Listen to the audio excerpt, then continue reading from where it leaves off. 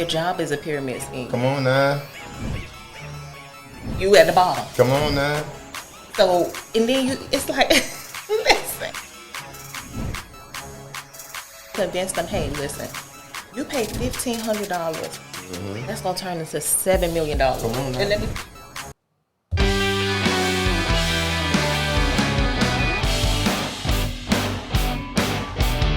Welcome to the vent. Today I have a very, very, very, very, very, very, very, very, very, very, very special guest, Dr. Jessica Hudson. Yes. Welcome to the vent, Jessica. Dr. Jessica Hudson is a very, very influential and great friend of mine. We have literally known each other for over 20 years. We met through her father, which was my coach at North Day Optimist. And life has always allowed us to cross paths and just be a blessing to one another. So again, Doc, thank you for coming to the show. Thank you for having me. Not a problem. So, Doc, I can tell the people all about you, but I think that's better you do your job. No, you can start them all. Okay, I can start them all. So, Doc does a variety of things, you know, and one of the things that she's very great at is finding money for others, helping others get funded. But besides all of that, she is a spark plug in the community. We've done some things together as far as helping our kids back with, rather it be book bag drives, rather it be Fanny Day, rather it be her project with over town with giving back the food and summer programs in Lincoln Field in the hoods, passing out food. Like, this is something that she does. So with that being said, what really, me knowing you from a child cheerleading at North Day, being at Cass City, what ignited this? Like, let's take me down the journey, number one, of how family got you pointed in a direction that you're in and currently going in as we speak. Okay, so you're going to make me cry today, right? But, you know, seeing how influential my father was in bringing the boys home and sleepovers and taking them to Orlando and, you know, the championships I used to go to and stuff like that. So seeing how he was involved. Mm-hmm. And then my mother was also involved because she's a teacher too. Facts. So seeing how involved they were in their kids' lives that, you know, they touch paths and cross paths with, that ignited it. And then seeing how my grandmother raised kids as well. And then she also would take kids home from church. Ain't that something? So it's just... It's a pattern. Yeah, so seeing that and, you know, it was already instilled and seeing her mother take care of all the other kids. So like it used to be like 20 kids at my great-grandma's house. So just seeing that. And then I guess what really stood out for me was hearing my mom's stories about the students that she used to teach at Santa Clara. And I remember one kid, Ronald, and she would always talk about him, and I'd be like, why you just don't adopt him? Right. And then as, you know, time go on and stuff like that, and you hear stories from your friends about what they going through. Right. How they was raped by their stepfathers, right. by their fathers, by their uncles. You know, that touched my heart. Like, I'm like, dang, I'm just so blessed. And in 7th grade, you hearing these stories, and you're like, nobody never touched me. They scared of my daddy. Yeah. They scared of my brother. Like, nobody. Yeah. So just hearing that and hearing how some of them was homeless in 6th grade and 5th grade. And I'm like, wow, like, I want to do something to help the community so we don't have to continue this pattern. And then one of my friends, when we was 12 years old, they found her under the bridge, raped and beat up and dead and stuff like that. And ever since then, I said, I wanted to be a foster parent. Yeah. Because she was in foster home. She used to run away. So I said, you know what? In honor of Centuria, I want to be a foster mom. Wow. That's deep. And also such an impactful thing because your dad, like we were just talking before we got on air, and everybody think that I'm from Carrot City. I don't know why. Like, I've never stayed in Carrot City a day in my life. I went to Carrot City because of my best friends, Anthony and Kenny Phillips. But I've never stayed in Carrot City before, ever. I just used to be out there. Plus, my son's mother is from 47 Apartments, so I used to be over there a lot. Yeah, you did. That's why I thought you lived over there.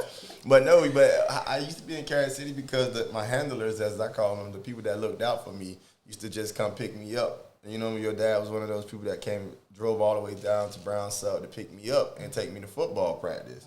And that was an admirable thing. I don't think we realize like the impact that people have on you, you know, because that's the thing that I do now. The thing that people did for me, I turn around and do. And that goes to show like it's a repetitive concept of what you just said. Like, these are the things that were taught starting from your great-grandparents, and then that trickle down all the way down to you. You know what I mean? It's like, okay, well, what can I do? You know, what needs to be done? How do I do it? Yeah. You know, like, a lot of times people do want to help, but they don't know how. No. So being around it and actually sharing some of the tools to show people that, look, it doesn't take a large amount of money. Like, I just adopted a kid as well. You know what I mean? He stays with me. He was going through some issues. He actually was a mirror of what I was dealing with in through life. So I saw it as like God and the universe telling me, hey, all right, this is what we did for you. Now, what you going to do with the opportunity that was presented back? You know what I mean? Like, well, how you going to react? Are you going to just say, oh, nah, that's just enough? You going to show it off, or you going to do what we did? You going to step up to the plate. You know what I'm saying? Yeah. So with you bringing in the foster kids and us going around the community, like what be the pushback sometimes? Because, you know, you can ask for help from the community and your peers, but, you know, people think that, I guess, you know, you don't need help when they see what they figure is success. You know what I'm saying? Right. And I think, too, it's not even about the help. It's just taking the initiative. Okay. A lot of people say they want to help. Oh, let me know. No, take the initiative. You know the kid got to eat. Yeah. You know they need clothes. You know they need toiletries. Like, take the initiative. And then, for me, it goes beyond foster kids, because I even host families, like students from China, Africa, Brazil. I've done mission trips to Haiti, where we lived in one big house with like 25 people, taking cold showers, had a generator because they go cut off the light at any given time. So it goes beyond just being a foster parent. And I think people just see the flashiness, but you don't understand what comes with being a servant. Facts. You don't understand that there's some nights that you don't go to sleep because you're worried about, did that kid eat tonight? Woo. Are they going to make it home? Are they outside on the corner? Even though I told them to stay off the corner, I had students that would call me 2 o'clock in the morning. Dr. J, can you please Uber me home? I'm trying to get off the block. Yeah, straight up. Like, and this, one of our guys, when we went over there, it's like, you know, people put a stigma on kids. Kids won't help. They don't know how to help themselves, though. You know, because we have guardians, which in guardians is really guidance. But when you have people guiding you in the wrong direction and leading you in the wrong direction, it's kind of hard, because it's like, I could come in and say, look, this is X, Y, and Z. And they're gonna take to it, but I can't be there all the time. You know what I mean? Just like I know you can't be there all the time. So if it's not reciprocated when you're gone, meaning coming from whomever they're around, they're gonna resort back to what's easy. And the easiest thing is just waking up and doing what's around you. Yeah, because if your parents not reinforcing it, they don't provide stability. They're not doing the right thing. They're not getting up and going to work. They're not showing you perseverance. They're not showing you, hey, despite of the challenges we're going through, you can continue to succeed. You can continue to make it out the hood. You can continue to graduate. They're like, oh, okay, you don't want to go to school? Forget it. All right, I'm not going to force you to go to school. Oh, you don't want to get up and clean up? Oh, just get out of my house. Like, no. Yeah. You got to be the parent. Like, you can't be their friend. Yes, agreed. I agree fully. And this is coming from, let the people know where you're from. Because, like these things, we always, you know, we looking for the great white hope. And we don't have to look for the great white hope. You got people that look just like you. You know what I mean? Black, brown, anything in between. And it's nothing against, you know, we like great white hopes too, because they help. But at the same time, like, you got people that you can actually touch and have something tangible with and grow with. What are some of the difficulties that you run into when it comes to trying to serve? And I don't use that word often, but sometimes trying is a failed effort. So what are some of the difficulties that you run into when you're trying to help your community? The first one is them not understanding that I'm from Carol City as well. Yeah. And that I have family that, was raised and grew up in Overtown and Brownsville and Brownsville and Alapata and Opelika and the Triangle and all that stuff. So I guess when they don't understand the dynamics of your family. Yeah. And I think too, some people look at it as, we had a silver spoon because we had both parents. Right. It's very rare you see an African American household facts. With both parents that didn't party, didn't smoke, didn't drink, was in the church 7 days a week. Your daddy was funny, boy. Your daddy ain't cuss at you. He hit you with a scripture. You like, what? Bro, I don't even know what you're talking about. Matter of fact, just make me cry because I don't even want to hear this. So, they don't understand. So then, just trying to say, hey, I'm from where you from. Or, I have friends that, shoot, I dated people that I knew I should have been dating. Yeah. So you've been through the things that they're going through. Yeah, so most people, they look at it as, oh, no, you goody two-shoe or a nerd or, your uncle played football. You don't understand. But, no, I do understand. Yeah. Yeah. I walked in the shoes. Like, I understand. Right. But it's just hard, trying to, convince people that you can make it out of the hood. Yeah, you definitely can. You definitely can. I think the strong thing is, I repeated it on past shows. It's just your mindset and focus. You know what I'm saying? Having drive, using those setbacks, using those things that they tell you that you can't do as motivation. Yeah. You know what I mean? Everything should be motivation. Like one of the things that people could take, like we make memes and jokes about a lot of things, but if we take things a little bit more serious, even within the joke, and you see the sincerity of it. Like one of the things that I love is the Jordan complex, right? Mm-hmm. When Jordan documentary came out, everybody laughed about it. Everything motivated him. Mm-hmm. Oh, anytime of shoes. Mm-hmm. Oh, I'm gonna get him. Mm-hmm. Oh, he ain't speak. Oh, I can't wait. Like, but that has to be the mentality if you looking to excel. You know what I mean? Yeah. Listen, even when I was teaching for 12 years. Yeah. Even when I stopped teaching, the mentality of other people that was around me. Yeah. Oh, what you gonna do? You gonna keep your certificate valid. You gonna what happens in 2 years if it don't go through? You gonna go back to teaching? What you gonna fall back on? It's like everybody's so afraid. Fear. Yeah, because of the mindset, and it's like, oh, what if you don't make the same amount of money you was making as teacher? I'm like, yeah, I think teachers make that much money. I made it look good. I mean, I was able to travel and, buy what I wanted, but I still had other hustles. Yeah. I still had my tutoring company. Yep. I still was, I had my home health care agent. Yep. I had other things already in place. Yeah. But I'm also a saver. Right. And I'm an investor as well. Right. So even though I was in a position as a teacher, I still was building the generational wealth already. I was still purchasing properties and flipping it and, making sure I had tenants and my parents were the property managers and stuff like that. I already had things in place. Yeah. But it's just stepping out on faith because of the mindset. Facts. And it's using the resources around you. Like you just said it. Like you use your parents. Like, okay, this is my goal. This is what my vision is. I also have you inside my vision because I know I can't do everything. But I'm going to set everything up. Mm-hmm. I believe like if we put more input on how can I help as far as why not me, then we can take off a whole lot faster. Of course. You know what I mean? Like when I thought about the podcast, me and my partner, we spoke about just bringing on people that have impactful stories to help and show unity. You know what I mean? Like unity is key. We don't have enough of unity. We got too much division. We got too much people worrying about other people's pockets. Like, no, we come in here together. Yes, I know. Like, oh, you like one of the things that you do, I know that you do very well is grants. Mm-hmm. You know what I mean? Rents and business loans. Like, so you understand, okay, look, I can get you X, Y, and Z. This is my fee. Mm-hmm.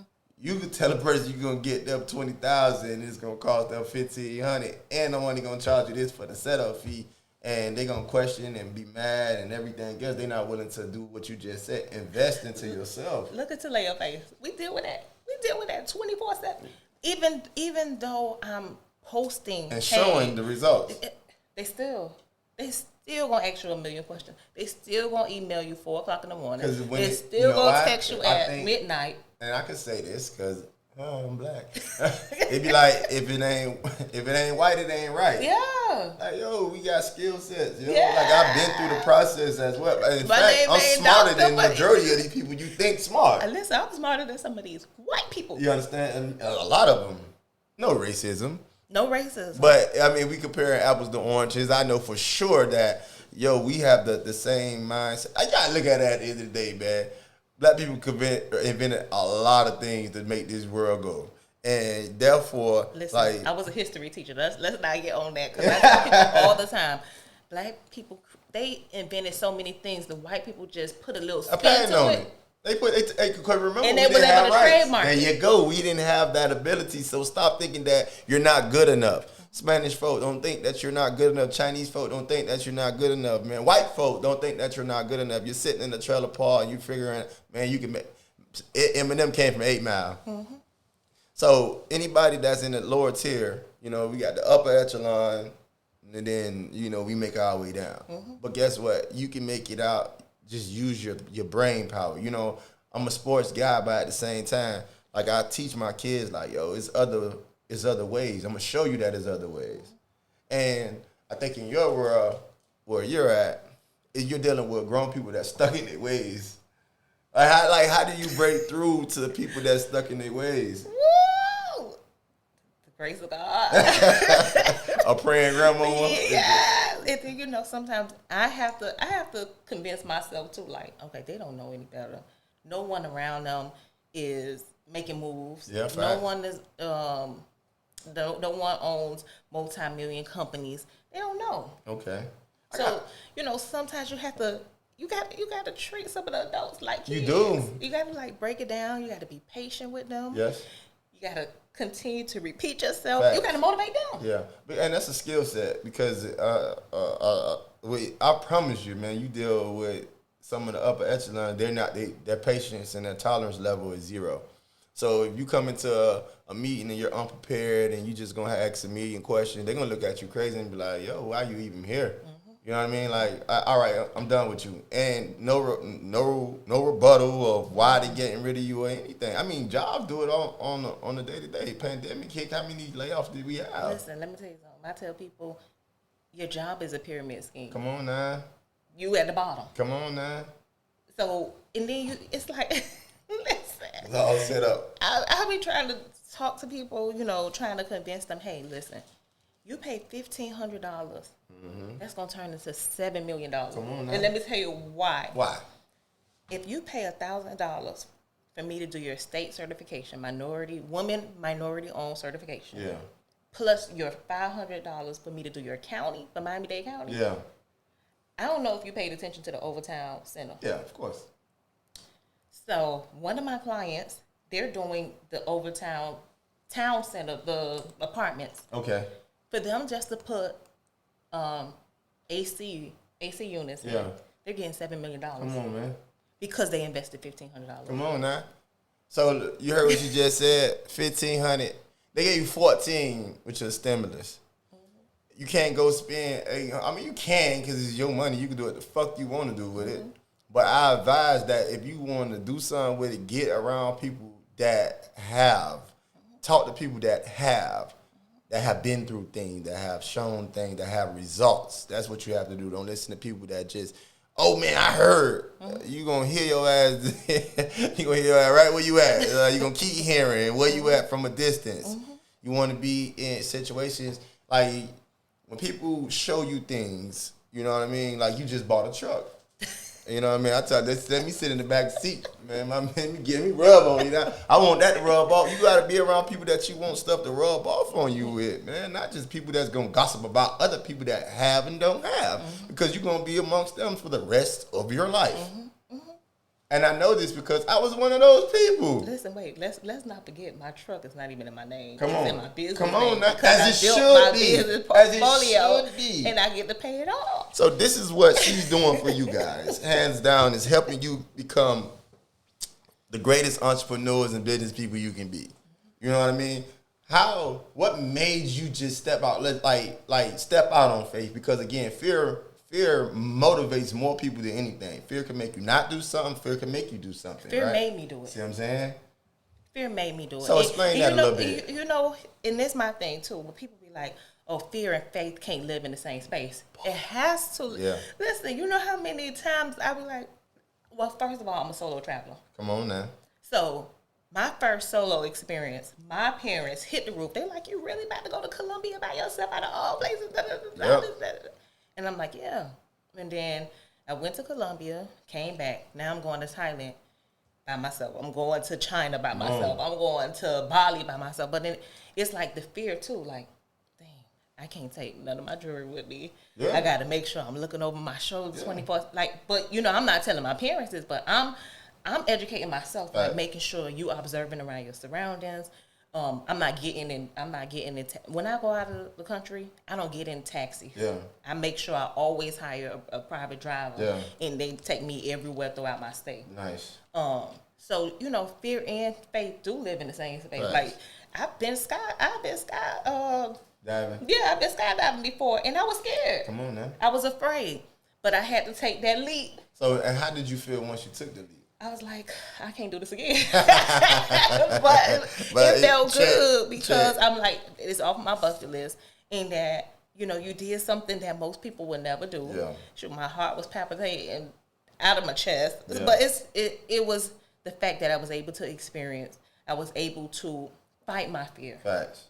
And that goes the same with business. It's like, you know, if I don't do this, what's the worst that could happen? Come on, man. But then if I do this, now how I'm going to set myself up, or how I'm going to set my kids up, or how I'm going to set my family up. Statement. Like, you're not fearful enough to be broke, but you fearful enough. You're not fearful enough to stay broke. Like, you're not afraid to stay broke. Like, you should be afraid to stay broke. You should be afraid to not leave a legacy behind for those that come behind you instead of leaving debt. You know what I mean? And for the I can't people, yes you can, because you have people that are literally right in front of you, coming from the same areas you came from, went to the same schools you went to, dealt with the same hurdles that you had to hop over, and they're telling you, yo, look, this is the way that you can do it. You know what I mean? This is how we can do it. This is how we can maneuver. But yeah, you be like, familiarity brings disrespect. Like, I could tell you something and show you something, and then you'll tell me, oh, yeah, I ain't go like that, but you ain't never done it before. Or when you're around certain people and then they place that fear in you, it's either you say, I'm going to still do it, or I'm going to listen. Like, for instance, when I was 21, my ex-boyfriend, he was like, you can't get no house. Come on now. And I was like, what? So he ended up going to jail, and when he got out, he was like, oh, you got a house? Come on I was like, yeah. But then I saw how it wasn't easy, but it was easy. So, okay, let me break it down. I was redlined. Okay. Because I purchased my first home in Davie at 21. And the bank, BB&T, was trying to figure out how you have this money aside. You just got out of college. And your credit score is damn near 800. How? How was this young black girl? You. Why you? Yeah. How you? How? So every time it was time for me to close, they're like, oh, we can't close today. Why? We just can't close today. No explanation. No explanation. They don't feel like you deserve an explanation. No. So right when I was losing the house, because after like 3 extensions, you know, you got to go back to the mortgage broker and they got to do this lending, all that. So I lost the house. I lost the deal. What was that like? It was depressing. Yeah. Because I'm like, I'm right here. I was to the finish line. I had all the ducks in a row. There was nothing wrong. Like, why not give up? So why not give up? So I was like, you know what? I'm not giving up. Especially, they was giving away 40 grand down payment assistance at the time. Come on now. I was like, I ain't losing this money. Yeah. I done did all this work. Yeah. I done got I had to amend my taxes. Because remember, you just getting out of college, you wasn't filing no taxes like that. And if you did, you wasn't making no money. So I had to amend taxes. So now I lost money. I had to pay money. So I'm like, I ain't doing all this to lose $40,000. Facts. So I ended up going to City National. And it was a black guy. Q dog. So I was like, my uncle was a Q dog, my brother. Yeah, you got a name drop. And then come to find out years later, he's married to one of my mama's close friends, and he go to the gun range with us every Saturday night. So, it was just God that I was placed in that position, and He gave me that. I closed in 30 days on a new house. Come on, man. A bigger and better house than from the first one. So everything happened for a reason. I thank God. But after I was able to do that, I was like, you know what? I could buy a house anytime I feel like it. So about 4 years later, I purchased another house, rented that out. About 2 years after that, I purchased a duplex, rented that out. I had two financial advisors. This particular guy, he was a Christian guy, and he was like, "You're so young and you're so motivated. I don't understand. Like, did you struggle growing up? Like, what?" I was like, "No, I ain't struggle, but." I know what I want. I know what type of lifestyle I want. I know I don't want to live paycheck to paycheck. Right. I know I want the financial stability. I know I want freedom. Yeah. If I don't want to get out of bed, I don't have to get out of bed. Right. If I want to go out of the country, I can. So I was like, that's what motivates me, because I didn't even have kids at the time. So he's like, "Why you working so hard? Why you doing all this? You don't even have kids." Right. But I knew my end goal. Yeah. I was like, I could work this hard till I'm 35, because I can retire at 35 and enjoy my life. Come on now. So he's like, "You know what? I'm gonna get you in touch with my commercial realtor." Okay. And I'm saying to myself, commercial realtor? What is that? What are we doing with this? Yeah, and I'm like, I just want to buy houses. I'm like, he gonna approve? Like, he gonna approve me? I just want to buy houses at this point. So I met with him. He's like, I heard so many good things. I'm gonna get you in position. And he's like, "We're gonna get you a building." I'm like, a building? Like, stop playing. I'm 27 years old. What you mean a building? Yeah. Like, and then he's like, "Yeah, we're gonna get you a building, and before you're 40, you're gonna have 100 of them." And I'm like, "That's impossible." But okay, show me. So one day we went to go look at one of the warehouses, and they had a whiteboard, and he was doing his multiplication. He was like, "You do this, you get this. We don't put anything on your personal credit. Everything go on the business name. You're gonna leverage this to do this." Yeah, you're talking that talk. 30 days I closed on the warehouse. Come on now. So this goes to show. So let's get back to it. One thing I would like for our listeners and our viewers to do is digest what's being given to you. So when you hear that story, you hear two things. You hear, number one, I have to believe. That's number one. Number two, I have to trust someone. You know what I mean? Even if I don't know no one, you can feel it. When you're in tune with who you are, you can pretty much feel like the sincerity. When people ask sincere questions, we were just in the elevator and we met Tom, and Tom's like, "Hey, what's Fanny?" And I tell him what Fanny was, and we're elevator pitch. We're getting ready to come do the interview. So if it wasn't that, I'd have stayed and talked to Tom. Yeah. So what you told Tom? I see you again later. I see you later. You know what I'm saying? And because you have to leave impressions on people. Because he's going to remember what Fanny is no matter what. Because, I asked him what Fanny was. He gave me a quick synopsis of what it is. And not only did he do that, he told me he's going to see me like he don't even know me. I do it like... And when we got off the elevator, he was still looking like, I'll see you later, bro. Like, because number one, we're in the area in which we're in, as you can see, is a very wealthy area. So you have to be able to network. Growing up in Miami, we have this mentality where we don't trust nobody. We don't want to talk to nobody. My day ones, like, you know what that means, right? Day one means from the time I met you, we've been good. So if I meet you 30 minutes ago and you treat me right, I said day one I mess with you. That's what I call day one. Not nobody I grew up in the sandbar with, because they can't help me. Yeah. You know what I'm saying? Mm-hmm. Not to where I want to go at. I can help them. I can help them. I can turn around and help them. But I can't do that from where they are. Jay-Z even said that. Like, how can I help everybody get rich if I'm down here with you guys? I got to go up there first and then come back and get you. Come on, man. Or you could just follow my lead and call me. Listen, know how many people before I got to the point that I'm at now, I'd be like, listen, let's have a meeting. Yeah. Or we had meetings. Yeah. And I'm like, okay, let's put $300 every month. Well, what if I don't have $300 one month? Then I'm gonna cover it, and then when you get $600 next month, then we good. Yeah. You can't fail if we a partner. Facts. We gotta work together. It's easier for you to fail on your own than it is with a partner. You better say that. But it's you better like say that. They didn't believe, so it's like now they looking at like, dang, she got like 10 properties. Yeah. She got a franchise. Yeah. She got 2 locations for her franchise. She got a warehouse. She has a trucking company. She had all this stuff. Yeah. I should have been there. And that's the problem with us. We always shoulda, coulda, woulda. Yo, we not, man. I love my city, bro. God, we messed up, man. Like we have to do better. You know what I mean? And we got to stop assuming. Mm-hmm. I think assumption kills a lot of dreams because you're assuming that you deserve something that you haven't worked on or you haven't worked for. And you have the opportunity, you know what I mean? Now you're just a guy sitting in the stand talking about, oh, I remember when I was right there. You could have stayed there the whole time. Mm-hmm. You know what I mean? Like, let's walk this walk together. Mm-hmm. And we might even part ways, but at least we got something together. Mm-hmm. You know what I mean? There's no love. Because there's a difference between business, relationship, and friendships. Mm-hmm. You know what I'm saying?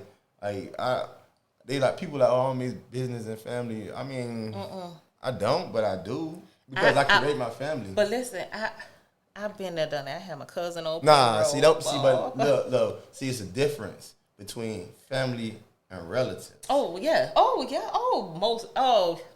Relatives just make us related. Yeah, I got relatives all over my You my family. Yeah. Will my family. Yeah. Y'all people I can call and I know y'all gonna tell me what's real. Mm-hmm. You know what I mean? Don't tell me what I want to hear. Yeah. Tell me what I need to hear. Yeah. Like, hey boy, you're lacking, boy. What you doing? Mm-hmm. I sent that over 30 minutes ago. Get it together. You know what I'm saying?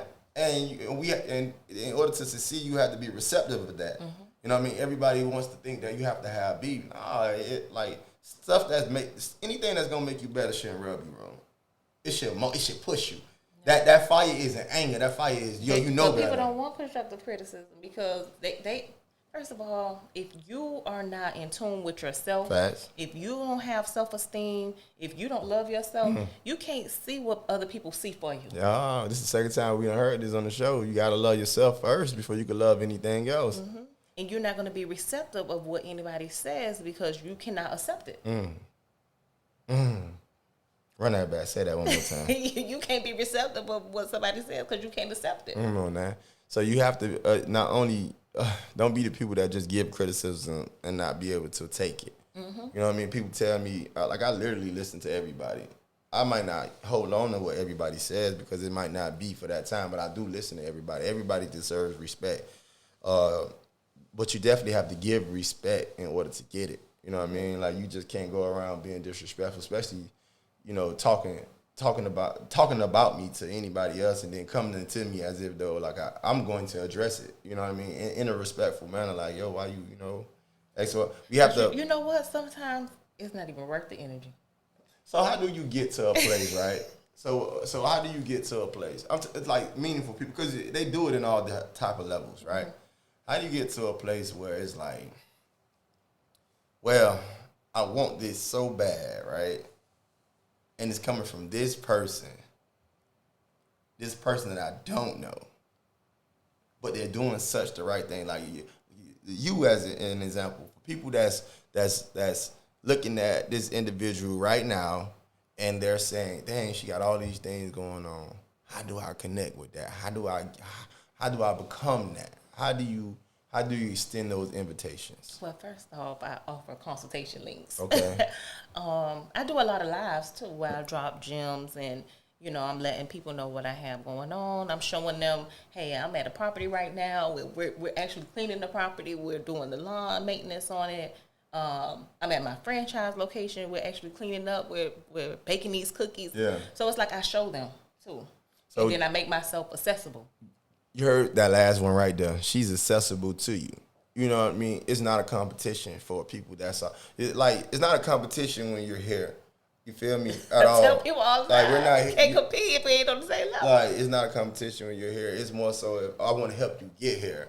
And the things that I'm showing you and telling you, you know, it can rub people that's a little lower than you the wrong way. And it's not about that. It's to show you, like, yo, this is yours as well. Yeah, but you know what? I won't even say competition or on my level. Okay. Because I always tell people I'm all about collaboration. Okay. Or I always Agreed. been about collaboration. You have. Like, we haven't veered away yet. You know what I mean? It's always been, hey, what you need, bro? Yeah. Hey, sis, you good? Hey, Yeah. like, and that's that's the attitude that you have to have. But then you have some people too that whenever you come in them and ask them for something, it's gonna be 500. It's gonna be 1500. Yeah. It's gonna be, everything does not have to have a price. So you gotta value relationship. Yes.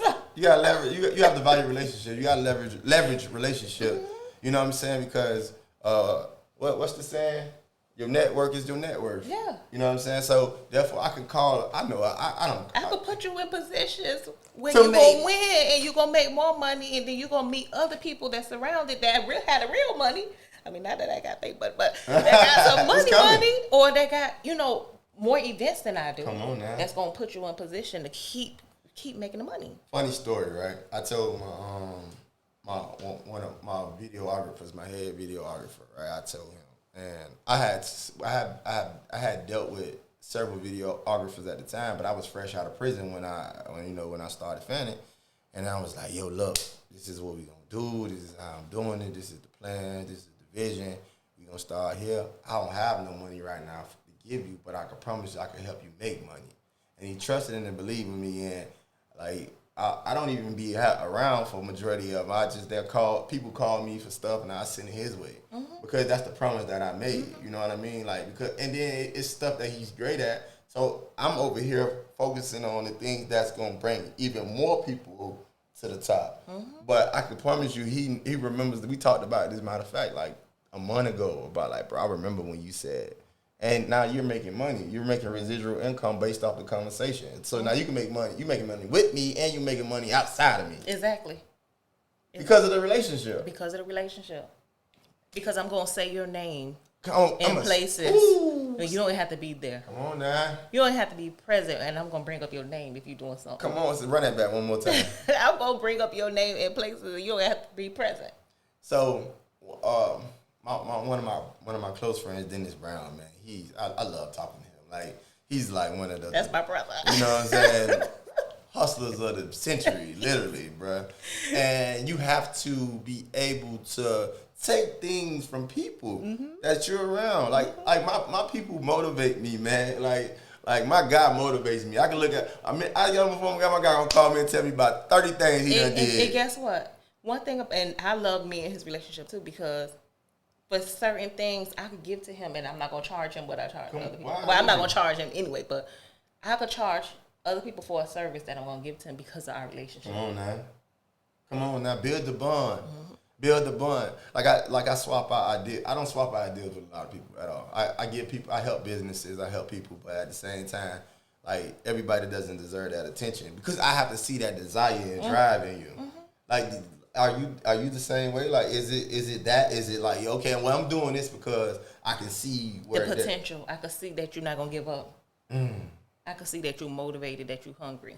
But certain people, you see, okay, so for instance, I just launched my university, and it's so Congratulations. Thank you. Yes, sir. So it's so many people that want to open a business, want to start a business, but don't know where to start. Or some people, they want to start a business, but don't have the time to actually get the things in order. So what I did was, what the university is service-based. Yeah. So we're doing everything for you. So we'll give you a business in a box. Facts. So now I'm handing you this business, and all you have to do is operate it. Come on now. So that makes it 10 times easier. We're doing your EIN. We're doing your business credit. We're doing your trademark. We're registering your business. We're doing everything you need for a business. There's no reason why you should fail. So my thing is, if you that hungry enough to say, you know what, I'm just going to invest and let you. I could do other things for you. Yeah. I could show you how to make more money. So, moral of that story is you have to have trust. You have to trust in, number one, it's an intuition that we all have, that, right? That mindset, it's too good to be true. That's one thing. But you'll invest inside of a Ponzi scheme. No.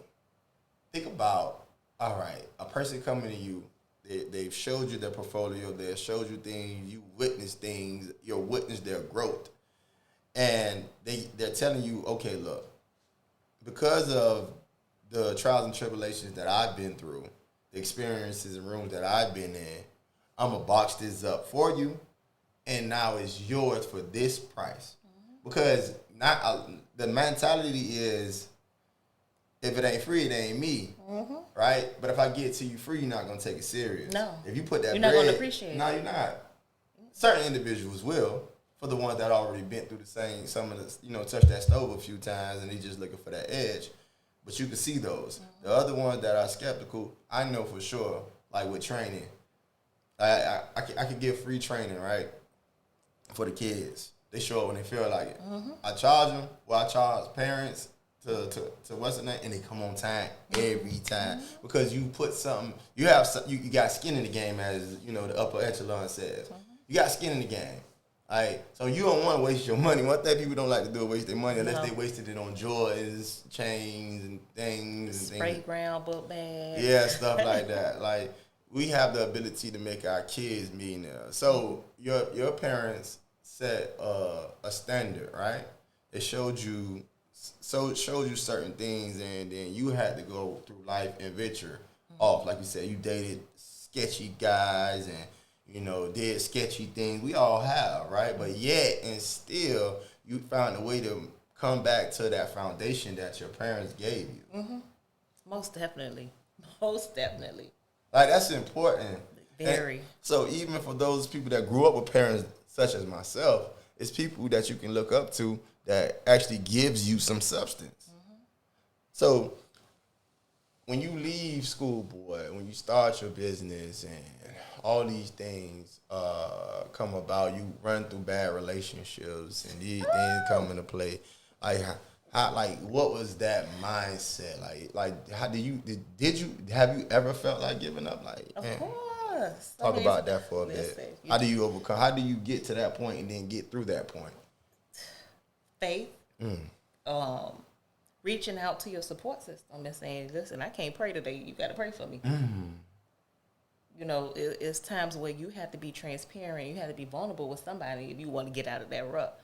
And, sometimes you got to pull yourself out there like, hey, you got to get out of bed today. So what type of people do you call, though? Do you call the friend you go to the club with every time? Oh, no. So with my transition from my last relationship, my go-to person was my grandmother. Like, if I felt like calling him, I call her. So now I'm calling her like 10 times a day. Why you ain't call that man? That man, right? No, because too, when you have soul ties and you know that you don't want to ever be in that situation again, or you feel like you are you're a choice. Like, I could put you down when I want to. It's no stability, or we get in a disagreement, and now I don't want to be with you no more. And that means that we're not meant to be. Say again. You do what? You get in a disagreement and do what? And now you gone. Wow. So it's like, no, I can't do that. Like, now I can see myself marrying somebody like that. What happened when we get in disagreement? We had kids, and you gonna leave me? You gonna go to your mama's house? You can't handle the pressure. So are we talking about angry black woman stuff? As they for say, or we talking about like we really sitting down having a conversation? No, that's not angry. It's you don't want to feel in that. You don't want to be in that position again where you feel like you being a choice. Facts. Or, okay, every time we break up, are you going to see somebody else? Facts. So it's like, nah, I don't want to be in that situation ever again.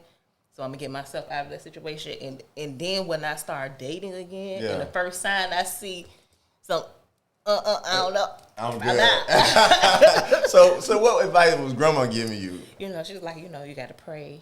You cannot see past the red flags. You cannot believe in potential. Oh, he got potential. No, potential not enough. That's crazy. I literally just read something like that this morning. You gotta have it. It's no potential. It's either you do or you don't. And God blessed me with somebody who had it. I know that's right. Like my husband. Hi, hubby. I probably get on his nerves. Yeah. But guess what? He not going nowhere. He might go on Now our house like 6,000 square feet. He might go way on the other side of the room and get out. But he not going nowhere. Yeah. And that's not gonna stop him from getting into bed every night. That's not gonna stop him from cooking dinner or breakfast or catering to his wife and his son. So that's somebody you want to be with. That's right. And I didn't see the red flags. But why not he go didn't back? have red flags. I remember. For me to See, this is the type of time I be on, right? And it could be something minimal, but I would just remember vividly. Again, I like to take from good people. I remember when we did the event at J9, and he was at work, and you didn't have a charger for the speaker. And he drove all the way around there just to give you the charger for the speaker. Yeah. Like, that's something small, but he can't. That's coming to the rescue. Yes, you didn't think I remember that? I didn't remember. I was like, dang, you like. That's the first time I had met him. Yeah. Like, hey, bro, I'm like, what's up, man? You know, I'm like, hey, man, nice to meet you, man. Like, hey, what you doing? Oh, man, I came to bring her the charger. Huh? Hey, bro, you drove all the way in your work car to drop a charger on, bro. That's live. I like this guy. He got something going. And that's something that, I took like, yo, it may seem small, but it's huge because it's something that we needed. Yeah. Mm-hmm. And he stepped up and was the hero. Mm-hmm. Oh, man, I couldn't imagine what that night was like. Shout out to you, man. You keep on making that happen, bro. But it's stuff like that, man. Like, when you want more. And you know what? When we started dating, he wasn't intimidated. A lot of people, they were intimidated. Like, you talking about, I'm 33 now. Ooh, yeah. I'm here. Oh, you young, but girl. Don't do that.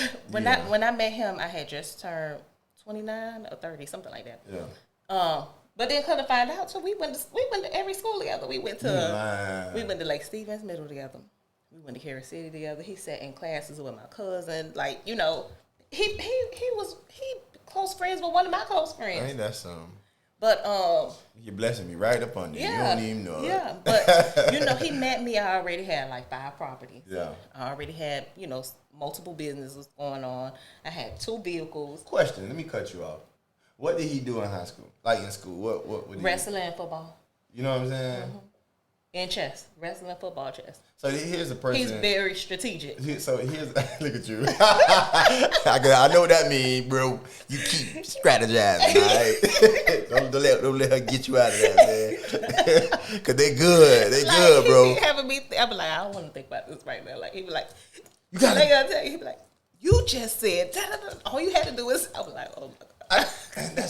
Man, I just love this because I think the importance is always being around some people that it's still the narrative. Yeah, he challenge you. You gotta be better. Yeah. Like if I'm like, and it's hard. You know what I mean? It's hard, especially when you're not used to it. Like, cause I could imagine you're dating dickheads. You know what I'm saying? You dating people that don't know how to be motivated. Mm-hmm. That just care. I gotta motivate them. You gotta motivate them. So now you getting what you dish out. Yeah. Like, hold up, wait a minute. It's kind of that can be scary, but at the same time, it's appreciative. Yeah.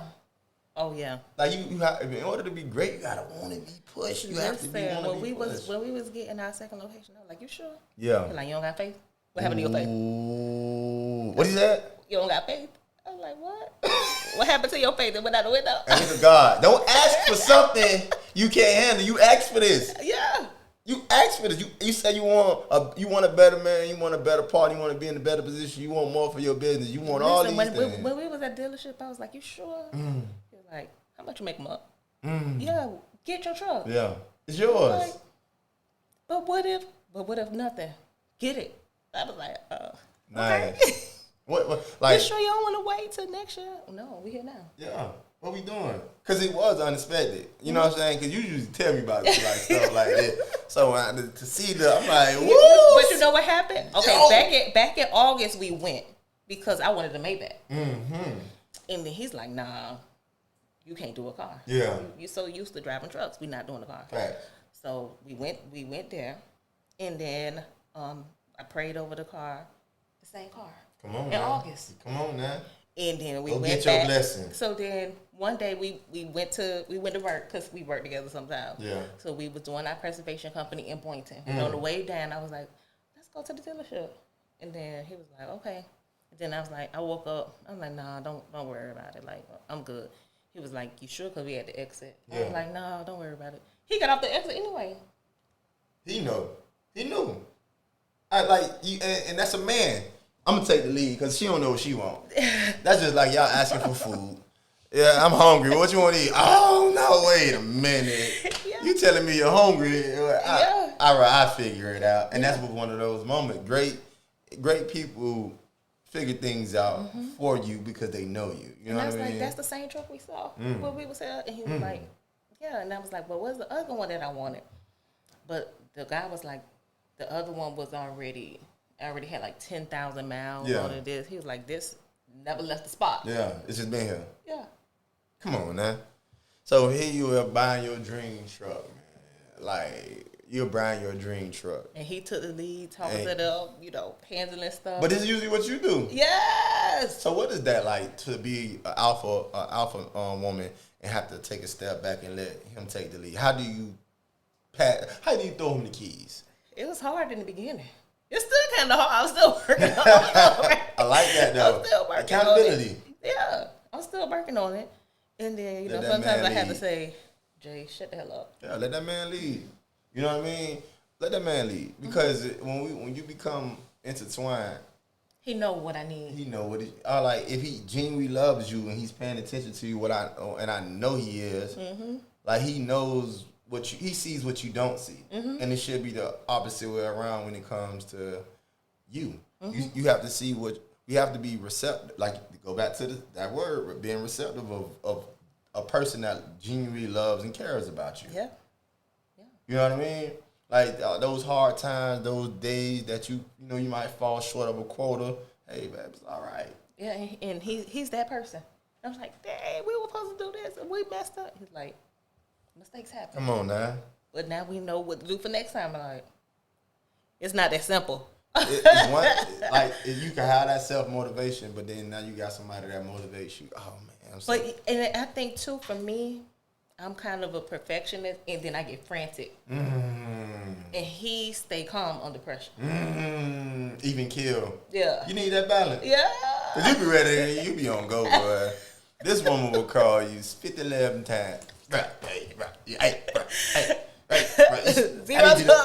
call. Hey, I need you to like. I like stuff in place, and it's a good thing. It's a good thing. It's not a bad thing, but also you need to have somebody to tell you, yo, chill. Yeah. Sit your ass down somewhere.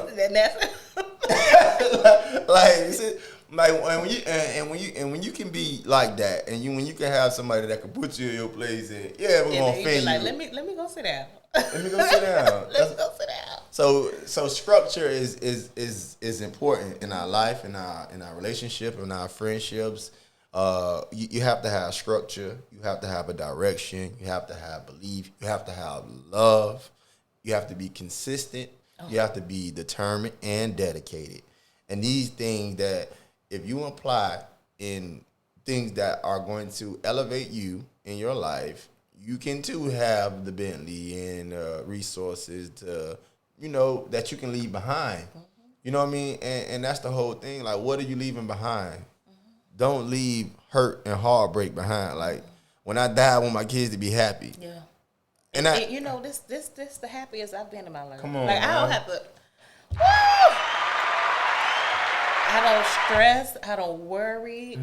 If I be like, okay, this got to get done, and then he'll get it done, and then I'm like, okay, I'm going to stick to what I got to do, and he know what he's supposed to do. It's a partnership. Yeah, it's a partnership, and we both, equally take care of our son, and then we have help. The man lives with us. Come on now. And so it's like my work office is in the house now because I was like, I'm paying for something and I'm not even going there and stuff like that. Smart moves. So now I can even watch my baby grow and right in front of me, like, he comes sit in the office with me sometimes. He come chill.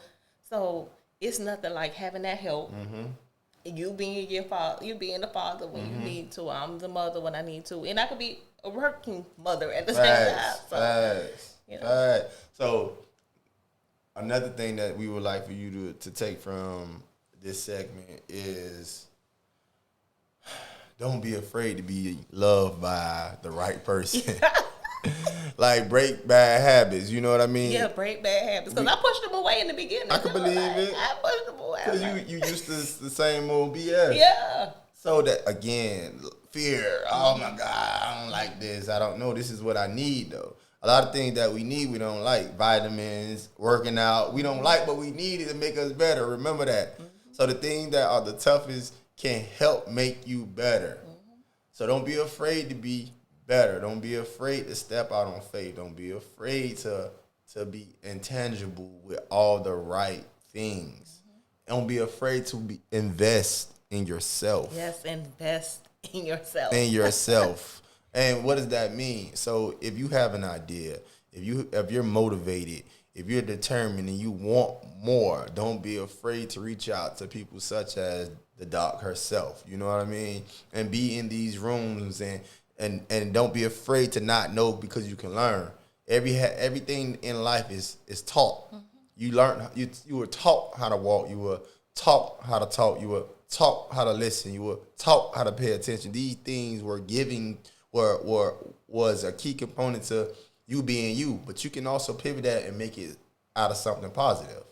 With that being said, I would like for the doc to give her information out to the world and put herself out there for you guys to be accessible to her. Okay. So we can help take off.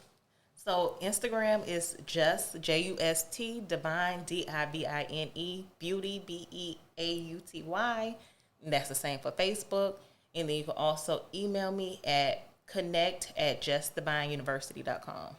So those are all her handles. Do not be afraid to reach out. They're going to be on the screen as well.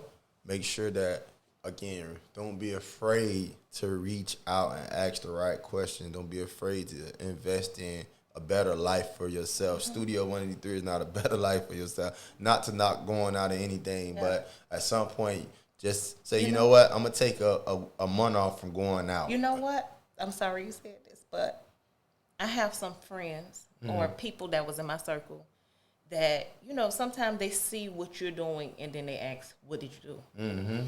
And I tell people sometimes in order to be successful, most times in order to be successful, you have to sacrifice. So if that means I'm not getting my nails done for a year, if I'm not getting my hair done for a year, if I'm not clubbing for a year, so that I could buy a different franchise, then that's what I want to do. There you go right there. She just gave you that was a free gem right there. Sacrifice. And hold me accountable. Come on If now. I told you I want to buy a new house next year and you see me out in the club, what happened to the house? You can't go wrong. Don't be accountability partners. Find those. Make sure that you find accountability partners. Not everybody that is trying to trap you down and talk bad about you, and it doesn't matter. Okay, with that being said, I'm sorry that we have to go. I am your host, Arvis Lawson, my guest host, Dr. J. Hudson, and this has been The Vent.